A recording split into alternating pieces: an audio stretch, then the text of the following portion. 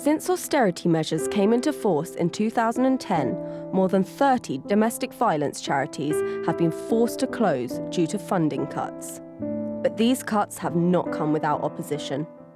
Meet the women fighting back. My name is Anya Pearson, I'm 27 years old and I'm a member of Sisters Uncut. The disproportionate impact of austerity on women, particularly victims of domestic violence, has not gone unnoticed by a new generation of feminists who have mobilised to form Sisters Uncut, an all-female, non-hierarchical, direct action group campaigning against cuts to the women's sector. So under the coalition and the Tory government, we've had lots of public service cuts, as you know, and those have overwhelmingly affected women, and more than anything, they've affected domestic violence services. So it's a case of when they make austerity cuts, women bleed.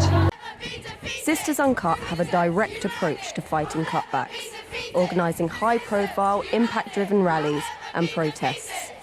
Their latest campaign is a funeral march, but it is far from a sombre affair. The sisters are dedicated to the cause and show no signs of slowing until they achieve their aims. Their demands are clear.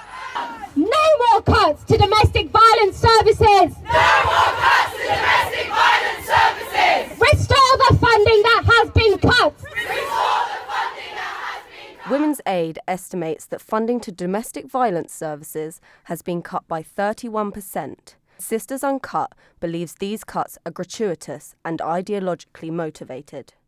We argue that austerity is not a necessity, it's a choice, it's a political decision, and we want long-term funding to help women who are victims of domestic violence, who are survivors of domestic violence, and empower them to live independent lives and recover and move on.